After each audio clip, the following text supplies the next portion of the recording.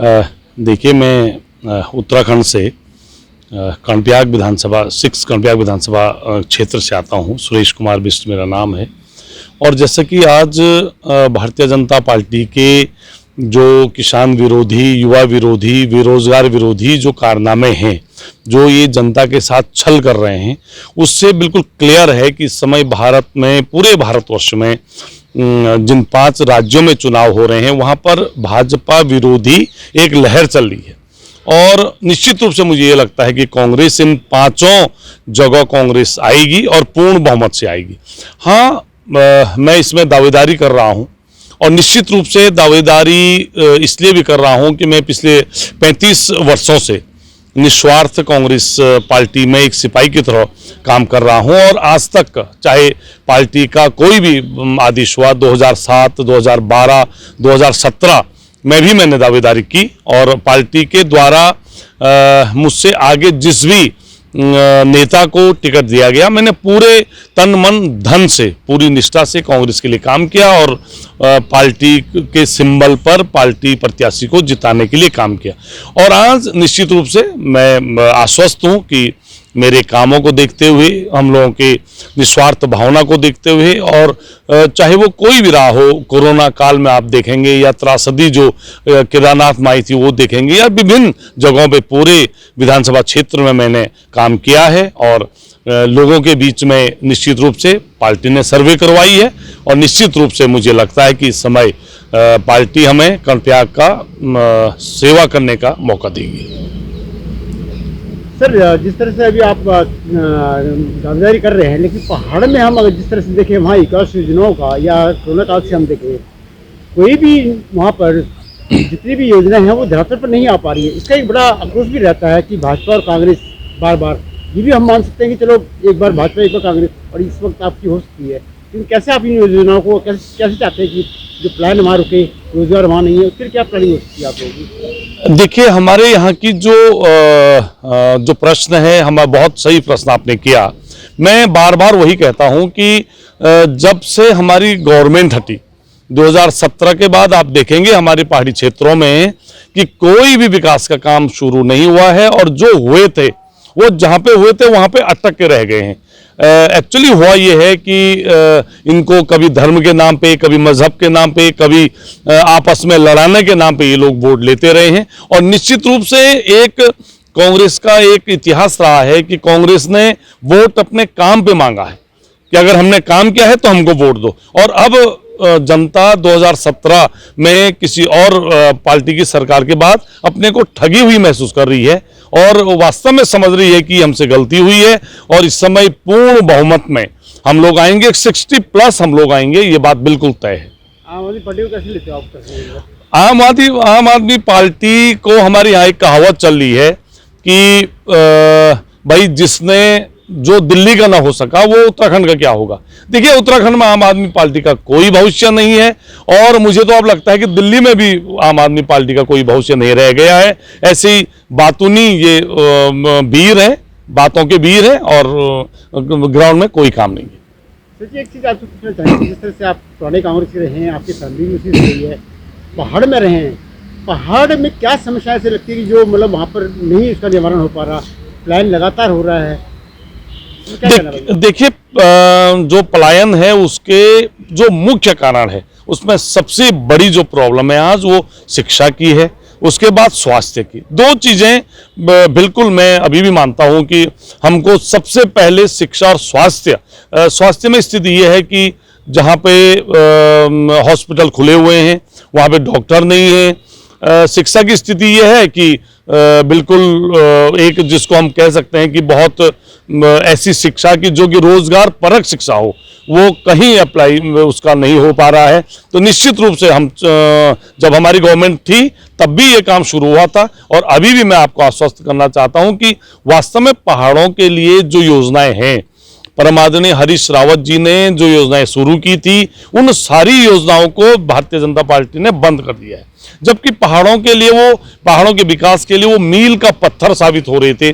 जिस ढंग से गेस्ट टीचर आज स्कूलों में पढ़ाई के लिए रीढ़ की हड्डी का काम कर रहे हैं, उसी ढंग से गेस्ट डॉक्टरों की बात की गई थी हरीश रावत जी के द्वारा, जो लगभग शुरू भी हो चुकी थी, लेकिन गवर्नमेंट जाते ही वो सारी योजनाएं बंद कर दी गई, ठप कर दी गई, जिसका खामियाजा पहाड़ की जनता भुगत रही है। सर ये जैसे अभी भाजपा सरकार ने वहाँ पे स्कूलों को, हॉस्पिटल को सबको पीपी मोड पर डाल दिया है, क्या कहना है इस पे आपका कि मतलब जो ये इस तरह से इनको पीपी मोड पर डाले जा रहे हैं? देखिए, मैं वही बात कहना चाह रहा हूं कि आप कोई भी मॉडल लाइए, लेकिन वो कम से कम सक्सेस हो। इनका कोई मॉडल सक्सेस नहीं है, क्योंकि ये अंदर से कोई काम ही नहीं करना चाहते हैं। जब चुनाव की बात आई 6 महीने पहले से इनको लगा कि भाई पहले इन्होंने मुख्यमंत्री 3-3 मुख्यमंत्री बदल के ना ये काम नहीं कर पा रहा है, ना वो काम नहीं कर पा रहा। तो सबसे बड़ी बात यह है कि भारतीय जनता पार्टी ने ये स्वयं एक्सेप्ट किया है कि हम काम नहीं कर पा रहे हैं। अब लास्ट 6 महीने में ये धामी जी को लाए हैं। धामी जी क्या करेंगे इस 6 महीने में, वो आप सब देख रहे हैं। सिवा घोषणाओं के कुछ नहीं हो पा रहा है। काम हम करेंगे, हमारी पार्टी करेगी। सर जैसे कि बीजेपी में लगातार इस्तीफे हो रहे हैं, आपको लगता है इससे कांग्रेस को कुछ फायदा होगा? नहीं, कांग्रेस को फायदा अपने किए गए कार्यों के वजह से होगा, और कांग्रेस को फायदा जो ये सरकारें नहीं कर पा रही हैं उसके कारण फायदा होगा। भारतीय जनता पार्टी को छोड़ रहे हैं, आपने बिल्कुल सही बताया, उनके मंत्री छोड़ रहे हैं और 6 विधायक इस्तीफा दे चुके हैं। तो एक ये कहावत भी है कि डूबते हुए जहाज को आदमी भागना चाहता है उससे, और यही स्थिति हो रही है। अभी भी उम्मीद है कि 6 और विधायक छोड़ सकते हैं। बिल्कुल पूरी खाली होगी, मतलब आप देख लीजिएगा, क्योंकि काम नहीं कर पा रहे हैं।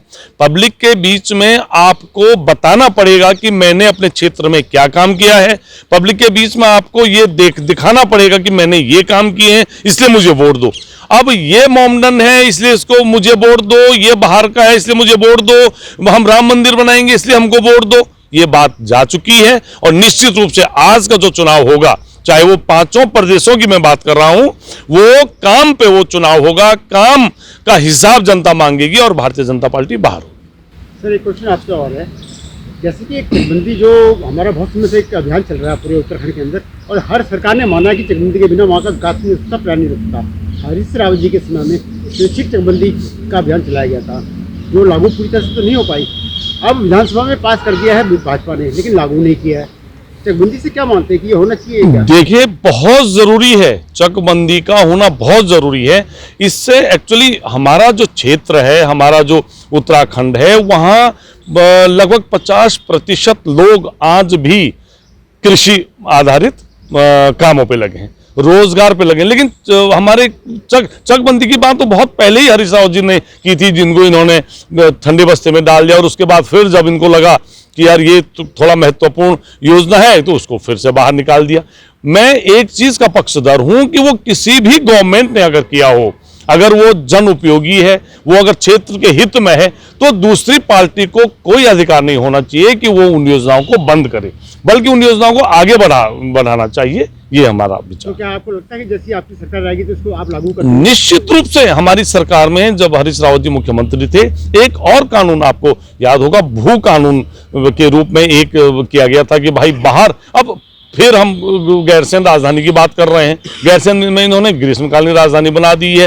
अब आप ये बताइए कि वहां अगर आज भी भू माफिया हजारों लाखों स्क्वायर फीट अपनी जमीन खरीद रहे हैं, औने पौने दामों में खरीद रहे हैं, तो उस राजधानी का, उस उत्तराखंड का मतलब क्या होगा जब वहां फिर भू माफियाओं ने ही भरना है? तो इसका मतलब क्या है? इसलिए उस कानून को भी बिल्कुल लाना पड़ेगा जो पहले शुरू हुआ था, और आदरणीय त्रिवेंद्र जी जब मुख्यमंत्री जी उन्होंने हटाया, हटाते ही उन्होंने पहले 14 नाली जमीन अपनी भराड़ीसैंण में खरीदी, और उसके बाद वो फिर शुरू हो गया। और आज वही स्थिति है कि जो धनाढ्य लोग हैं, देखिए हमारा जो क्षेत्र है वो आर्थिक रूप से कमजोर है, ये बात तय है। बाहर के लोग जाके औने पौने दामों पे जमीन खरीद रहे हैं, और जिसका कि भविष्य में मैं आपको ये बता देना चाहता हूं, और मेरी ये चेतावनी भी है सरकारों को कि भविष्य में ये हमारे गले की हड्डी बनेगी, और निश्चित रूप से हम फिर वहीं आ जाएंगे, पीछे आ जाएंगे, जिसके लिए उत्तराखंड राज्य बना। मैं तो स्वयं उत्तराखंड आंदोलनकारी भी रहा हूं, और बहुत अग्रणी आंदोलनकारियों में मैं हूं।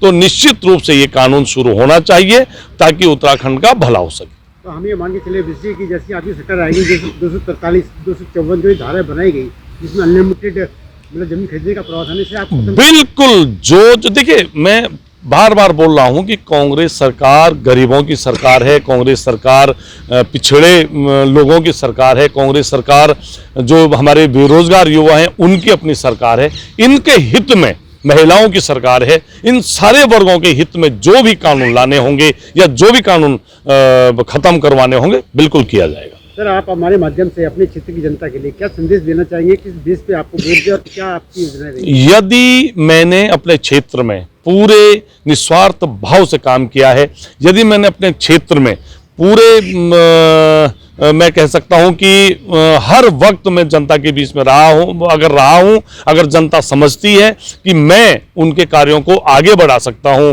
जो काम कांग्रेस सरकार में छूट गए थे, स्वर्गीय मैखुरी जी जब हमारे विधायक थे तब वो काम छूट गए थे, उनको आगे बढ़ा सकता हूं और निश्चित रूप से मुझे लगता है कि जनता साथ देगी और हमें हमारा साथ देगी। धन्यवाद सर, आपको हमारी तरफ से बहुत हार्दिक शुभकामनाएं हैं। धन्यवाद। और फिर आपसे मुलाकात होगी हिस्ट्री के बाद। थैंक यू, धन्यवाद। जय उत्तराखंड, पहाड़ से जुड़ी खबरों को वॉइस ऑफ माउंटेन्स आपके लिए लगातार ला रहा है। यदि आपने हमारा चैनल अभी तक सब्सक्राइब नहीं किया तो प्लीज़ सब्सक्राइब कीजिए, घंटी बजाइए, शेयर कीजिए, कमेंट्स कीजिए और लाइक जरूर कीजिए। देखते रहिए वॉइस ऑफ माउंटेन्स।